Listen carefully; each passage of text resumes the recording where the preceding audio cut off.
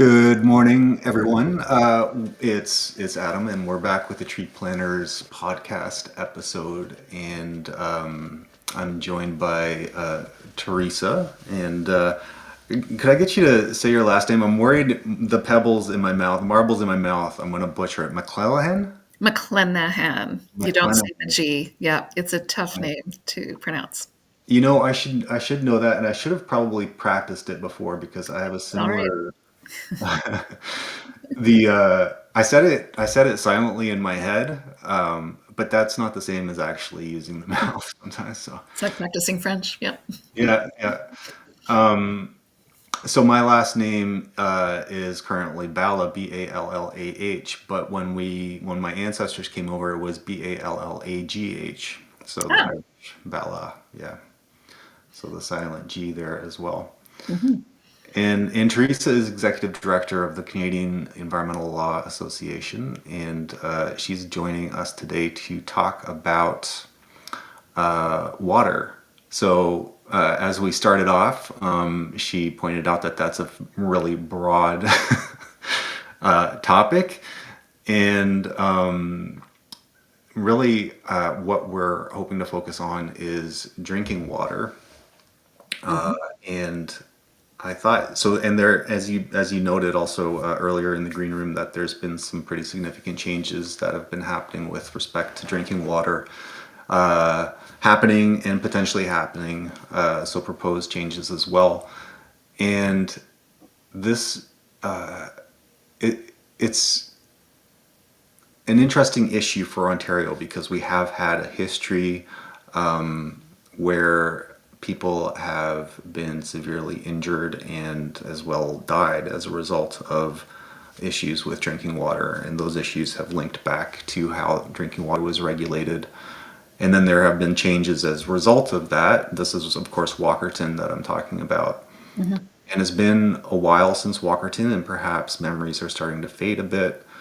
And the public maybe is kind of slow walking into a situation where perhaps we're exposing ourselves to some of those same conditions that led to Walkerton. So I thought that might be an interesting way to frame the conversation, is thinking about Walkerton, what happened there, what changes resulted from that, and then kind of looking at where we are today. Mhm. But perhaps you want to kind of start by giving a little introduction and background on SELA and what you guys do. Sure. Yeah. Thank you. And thanks for having me today, Adam. CELA is the Canadian Environmental Law Association, as you said, and it's a specialty legal aid clinic. It was formed in 1970 by University of Toronto law students and then funded as a legal aid clinic in the mid 70s.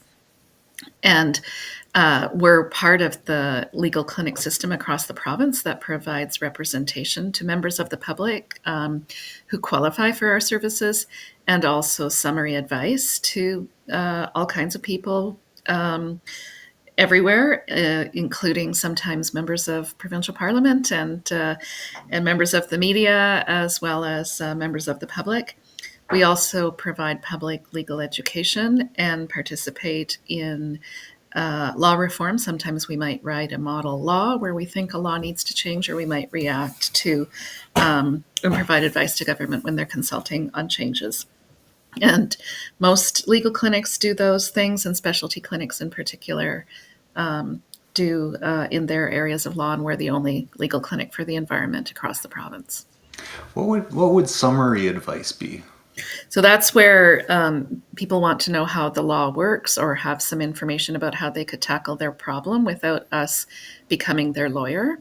So we Okay. can provide a couple of hours of assistance to people in all kinds of matters that might have to do with they see a proposal for some kind of facility being located in their neighborhood, and they're concerned about how to participate in that decision making if it's going to produce air pollution, for example, or they may see a proposal for land use changes or for changes to provincial law and want to know how to participate in those, or they may be already impacted by an activity, that's causing a nuisance, and we can provide them with information about how to deal with that, as well as our private bar lawyer referral list to take it further. Okay, okay. So it just gives them a sense of where they stand with respect to the law, and then also whether it might make sense for them to pursue it further and get into with some of the costs that might go along with that.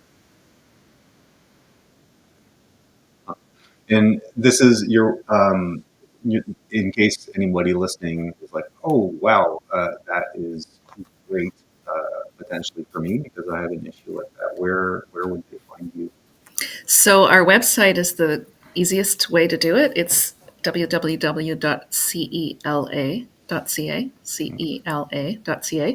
and there is information about how to phone the office or email the office, and there's also an intake form that's just about to be posted. I think in the coming days that people can fill out more information online and send it in that way as well. But if you email us, our students will give a call back and take down the information and then go over it with our lawyers, and then we figure out how we can help. Great. Okay. Okay. Well, let's move into the water. We actually have our time's a little bit truncated today, so Mhm. there's some more questions I'd like to ask, but I gotta be disciplined.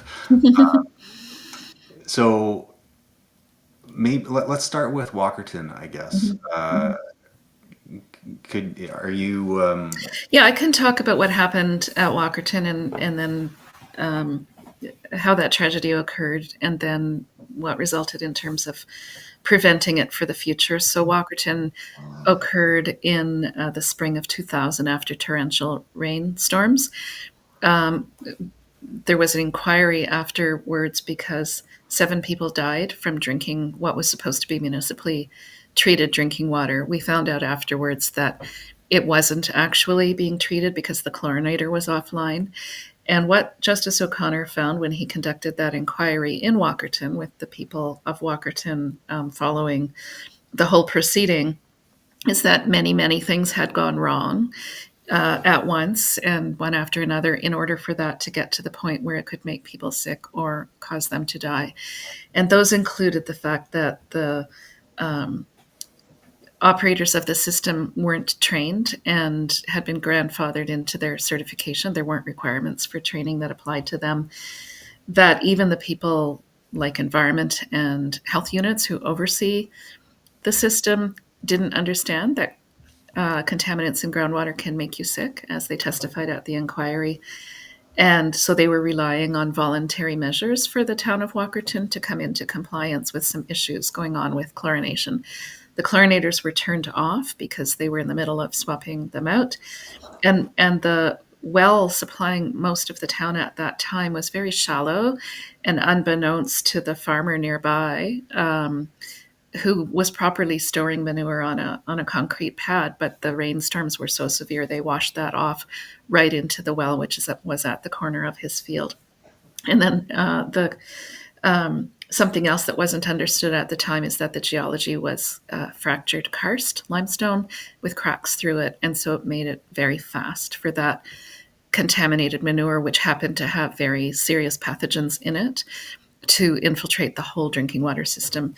And then because labs had just been privatized, the new lab that Walkerton had just switched to didn't know that they should let health units or Ministry of Environment know when they saw adverse results, and sent them only back to the operator, their quote customer, and that operator actively concealed those results from anyone while the health unit was trying madly to find out why people were getting sick in town. So the inquiry recommended a multi-barrier approach, we call it, to protecting drinking water, and a whole range of laws to go with that. And those were implemented over the ensuing several years. And as a result, municipally treated drinking water in Ontario today is very, very well protected. There are areas where we definitely still need more work, but and I can get into that a little bit in a few minutes. But In terms of municipally treated drinking water in Ontario, it's very safe. And regardless of what else we talk about today, I don't want anyone to leave with an impression that that isn't the case. Um, but there are lots of people drinking water that's not municipally treated drinking water. So that's one issue. And that's not because of recent changes, it's because of the reluctance of the Ministry of Environment to go ahead with some of the original recommendations. Um, and those, just to let your listeners know, I think some of them would be in your community actually, is that anybody who's not on municipally treated water um, maybe or likely is responsible for their own water through a well, and that could include whole towns and villages and hamlets who are all on their own supply and nobody else is monitoring that water. So they should take those samples to the health unit a couple times a year for testing. Um, the some municipalities, not many, but some, especially in Eastern Ontario, are not covered by source water protection. And this is the first way we try to protect drinking water is we try to keep contaminants out of the source around where the well for the municipality or the intake from the lake is located. And that's under a statute called the Clean Water Act. So not all municipalities are covered by that, so we think they all should be. And then everybody who's on their own supply basically isn't covered by that either, even though there are ways to have them covered at least when there are several in one place, and we should think they should be. And then First Nations, only a few are covered in Ontario's system. They could opt in, but most haven't. So those are some areas not covered, like for that first thing we call a barrier in the multi-barrier approach. Yeah, so that's what changed. Standards were adopted, training rules were adopted, requirements for licensing of drinking water systems were adopted, strict rules, oversight, reporting. If you get adverse results, they have to be reported by the lab, not just to the utility or operator, but also the health unit and Ministry of Environment. There are rules now around boil water advisories and notifying the public if something's wrong. And so we have a really, really good, robust system for protecting municipal drinking water today in Ontario, and all of that is still in place. And the key term there being the municipal Yes. water system. Yeah, yeah. So anywhere where the municipality has an intake, either groundwater or surface water, could be a lake, a river, or groundwater through a well or a series of wells. They are monitoring the state of that water coming into the system. They're disinfecting it. They're inspecting it as it travels through the system in the distribution pipes. And they're keeping records about that. They're reporting to the Ministry of the Environment, and they're alerting the public. There's also an important provision about municipal councillors now having a duty of care under the Safe Drinking Water Act, which means they have to pay attention, ask questions, and ensure that their community is providing safe water. They can rely on their professional staff, but only if they're, actually asking the questions and paying attention. Okay. So people with private wells aren't covered by this. Right. They're covered. The only thing they have two things. Both are important. One is that when they get their well drilled, if they're on a well, not a lake, but actually into groundwater, by a professional well driller, then there's a regulation about what that well driller has to do in terms of protecting the security of that well, about putting in something called a casing to make sure things can't get in from around the side of it, and recording its depth, and then initially disinfecting it. They don't keep disinfecting it. That's up to the homeowner or resident if they want to add treatment to their private well, because nobody else is doing that. But the well driller will do initial disinfection to make sure that, because you inevitably will get a little bit of dirt and so on as you're drilling, to make sure it's left in a sanitary state. The other important protection I mentioned already is that people can take their drinking water samples from their wells to their local health unit free for bacteriological testing. So this does not cover chemicals or anything else besides the kind of basic indicator bacteriological testing. But nevertheless, that's really important for people to do that at least a couple of times a year. And I think lots of people don't realize that. And then the health unit will give them the results quite quickly. And if they see indicators that tell them something's getting into the well, which could be uh, sort of leaf litter, dirt, that kind of thing, they will indicate that. Or if they see E. coli, not necessarily the harmful E. coli like Walkerton had, but any E. coli, it tells you that there's a surface water source because that's from mammal gut.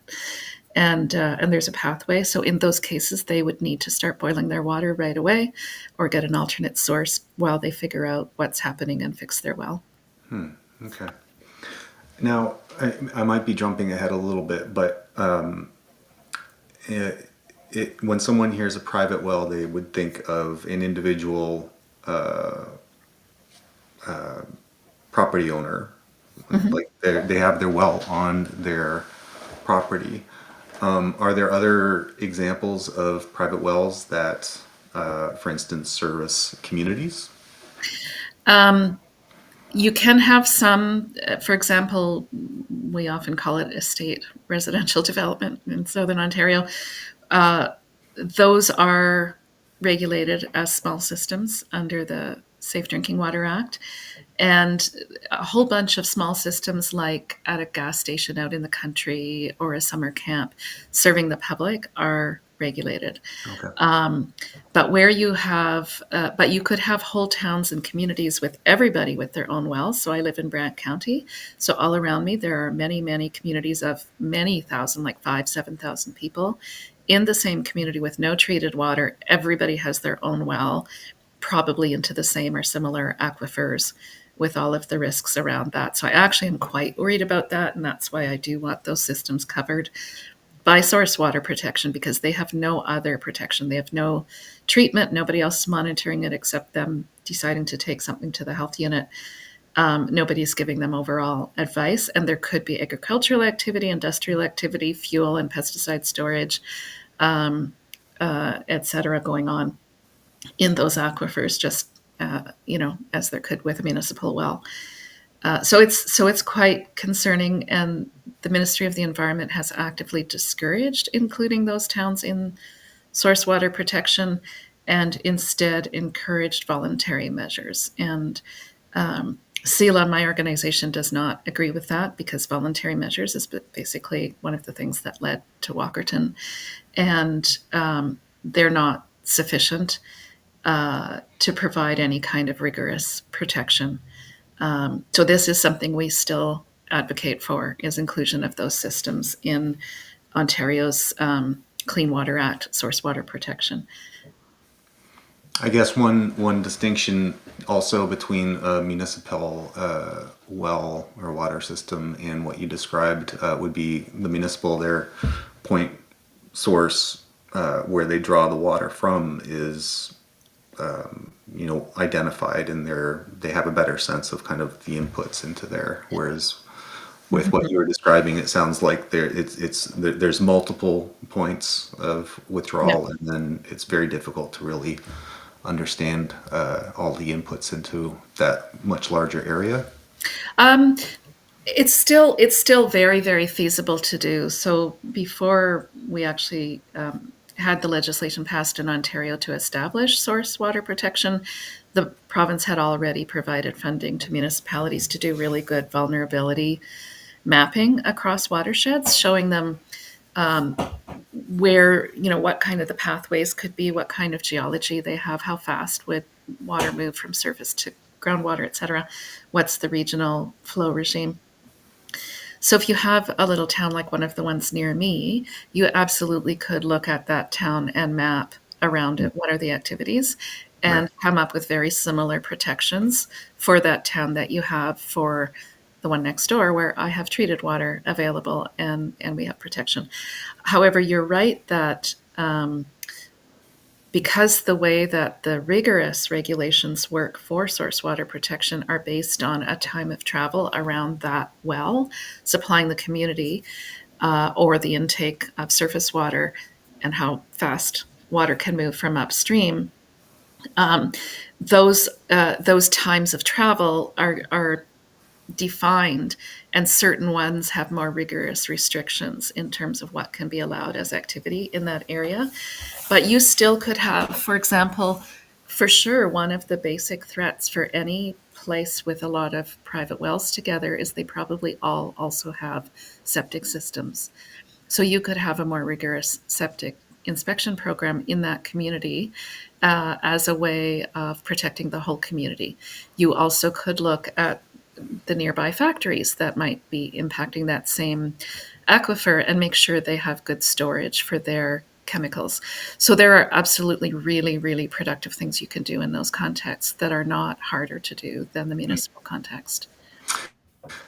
Just to maybe make a quick reference, I don't think we have time to really get into it, but it feels like there's a lot more than just a discrete water issue here. And has been for a little while, a lot sort of around our environmental protections has been shifting quite dramatically. So for instance, if someone were to look at the wellhead protection zones on a map, they would often see sort of a teardrop shape Mm-hmm. or a bullseye shape, right, with concentric zones where the vulnerability status is increased the closer it gets to the wellhead. Yep. And the the sort of purpose of that is sort of describing those water flows into that source point, Mm-hmm. and how sort of crucial they are, I guess, to the water that winds up there. Yep. And that's also then the land activities and all the different things that happens in those areas are really crucial. But there's also, like, not just in the water area, there's also lots of other changes that have been happening that affect how and where sort of industry and different activities are able to occur, and the ease with which they're able to occur in Ontario, which maybe starts to get us into a little bit of trouble in terms of those, maybe not the wellhead protection areas specifically, but in these other less well-defined areas perhaps. But that's, yeah, maybe that's a discussion for another podcast. Do you want to get at move into a sense of kind of where we're at today in Ontario with our legislation? How have things shifted in the last in recent times, and then perhaps we can quickly look ahead to where Mm-hmm. things might go. Mm-hmm. Sure. Um, so, as I said, not everything that was originally envisaged out of Walkerton has actually been fully implemented as envisaged, and people can find out more about that in a report we did on the 20th anniversary of Walkerton. That's on our website. Um, and things are adapting and evolving all of the time. But there have been a number of recent changes introduced by the province of Ontario that either have just passed or are in progress, and consultation is underway. And so we're definitely have been analyzing those from the perspective of protecting drinking water as well. And so, for example, the Clean Water Act itself was the subject of amendments that just passed within the last couple of weeks, really to do with changing and speeding up the way amendments to those source protection plans happen, especially to cover new supply coming on stream as development happens. So they will allow the source protection authorities to approve some of their own amendments, which is not something we disagree with. Um, I do have some concern about new supply coming online before it's covered by a source protection plan. The Ministry of Environment says they'll make sure that there are protections in place in that case. So that's something we'll have to really keep an eye on. And we did encourage the time frame in that case for amending the plan to be quicker, so that we don't have supply sitting there without being covered by source protection plans. Another change that's underway right now that is somewhat related to source protection and the Clean Water Act is that the province of Ontario is consulting as we speak on a proposal to change conservation authority boundaries from 36 to 7 regional conservation authorities. And the reason that's related to drinking water in the Clean Water Act is it's the conservation authorities that are the secretariat bodies to the source protection authorities. It's an important part of their responsibility under the Clean Water Act. So we'll be looking at that and providing comment with an eye to making sure that there's no weakening of that role. The province says nothing will change, but we'll definitely be analyzing that closely. And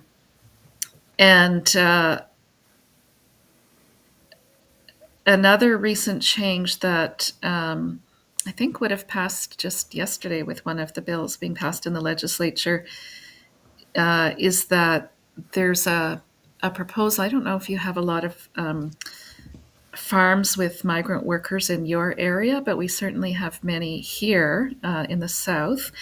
And there's a proposal that for the sewage supplying migrant worker housing, this could be established through a self-registration system as opposed to a Ministry of the Environment oversight role. So we have a comment going in on that because we think that's not appropriate and could actually pose a risk to source water, especially because a lot of these areas will be places where other residents and farms around are on their own wells. And the another recent change had to do with the potential to establish water and wastewater public corporations. According to the accompanying consultation, it's especially being established for Peel region, where the proposal is, if they move ahead, to move water and wastewater to the lower tier municipalities. And so we already did put some comments around that about it does keep the water in public corporations, but reiterating how important it is that our drinking water and wastewater systems be public in Ontario, and reiterating the importance of maintaining the responsibility of councillors in the municipality to exercise due diligence over water supply, among a few other things. So those are some recent examples. There were also quite a bit of concern by the public over a streamlining of water taking permits when they had it applied in the context where they had recently been revoked or canceled or not renewed within the previous year, and the ministry could reissue them without public comment. And so we did put in comment suggesting that the public should have the right to comment on those situations, including when the water taking permit is being transferred to a new owner. That last point is not something that the public automatically has the right to comment on already, but we think they should, because it could matter who the new water taker is in terms of their past compliance, their capacity to comply, and so forth.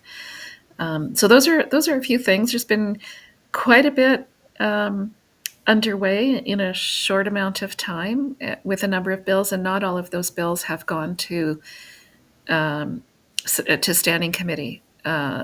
Some of them have gone through to third reading with no referral to standing committee. So not even necessarily the time under the environmental registry posting to comment, and no opportunity to try to make deputations to the standing committee hearings or suggest amendments to the legislation. Which, I mean, on a philosophical level, when you are interested in good information, so that you, for instance, know that your water isn't polluted, the water that you're drinking isn't polluted, and you're sort of soliciting that information from as many inputs as possible in terms of decision making at a democratic level. It seems like that's kind of being cast aside in this case.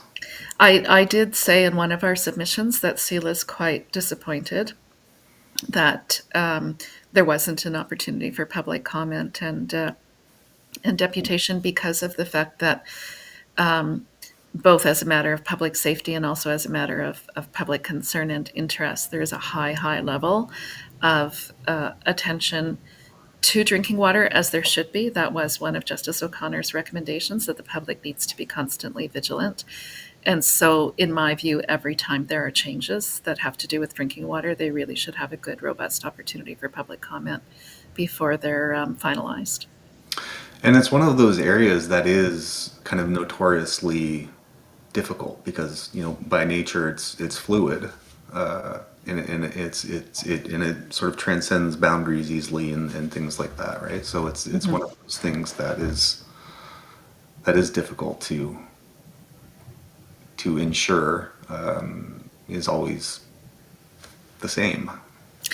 One of the representatives from the water supply industry told me once that water is the best solvent around, which means that as it comes into contact with other materials, contamination can be transported, and unfortunately that can happen in ways we didn't expect, which is why we have such a robust system in place and why we all need to be, constantly looking out to make sure we keep a really robust system in place, while at the same time we improve it to make sure there's better protection for those not yet covered by the existing system.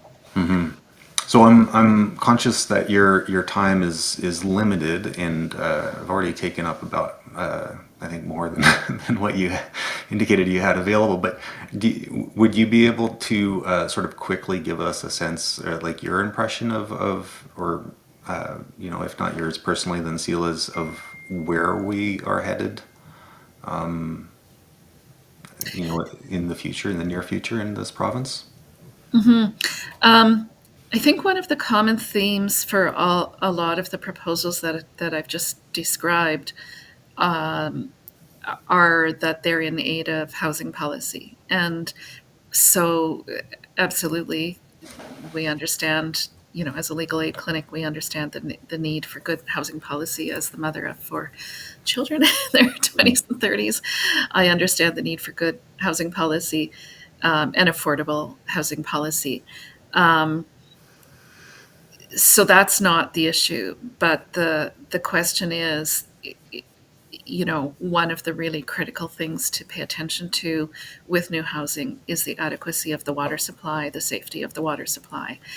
And so looking at that question, and whether or not just on the quantity side or quality side, but also on the quantity side, are we really thinking about how that water supply is going to be available in a changing climate, in groundwater dependent communities, that are already stressed, and how the quality will be protected. And so that is one thing I think that's a dynamic in play, is that in the quest for additional housing supply, are we really doing a good job thinking about what's going to happen to protect our water for that future housing supply? And lastly, it struck me, the in the green room before, we were talking about red tape and how that's often used as a red tape reduction, and how that's often used as a justification for some of the policy changes, including prior to Walkerton. And it's interesting to me that, like, red tape often is done in the name of efficiency, so removing sort of what are deemed to be multiple barriers of bureaucracy. But then it's interesting that the result of Walkerton was this multi-barrier approach to enhancing and protecting public safety. Yes, my colleagues and I will say that environmental and health regulation is not red tape. It's critical. It's critical infrastructure. And no, as I was telling you before we came on air, this is not the prerogative of any particular stripe of government or level of government. This is something that governments, federal and provincial, have pursued prior to Walkerton and ever since Walkerton, consistently, much to my dismay, I have to say, because one of the chapters of Justice O'Connor's report was about the fact that the red tape reduction efforts led to Walkerton. They were part of the causal sequence of what happened. So yes, the system that was put in place as a result, the multi-barrier system, is set up intentionally to make sure that there are multiple checkpoints, so to speak, that if one thing didn't work, this other thing is going to make sure that this tragedy doesn't result for the public. And as I said to you at the outset, we do have a good, robust multi-barrier system in place for drinking water in Ontario. We still do, despite all the other things I've been talking about. I'm constantly watching for that to make sure it's not fraying around the edges, and constantly advocating for it to extend to others who also deserve that protection. But at the same time, it can be easy to lose sight of how easily that protection can be lost when you make changes with one aim in mind, and you're not really paying attention to the probably unintended, for sure, unintended consequences that can result. I mean, none of the red tape issues that arose before Walkerton were ever intended to result in that tragedy, for sure. Yeah.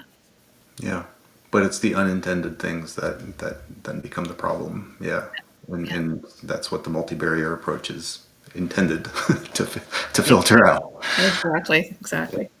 Well, thank you so much for joining us, Teresa. It was enlightening, and definitely, I definitely learned a lot about our water system here, and yeah, I appreciate your time. Yes, you're very welcome. Have a great day. Thank you. You too. And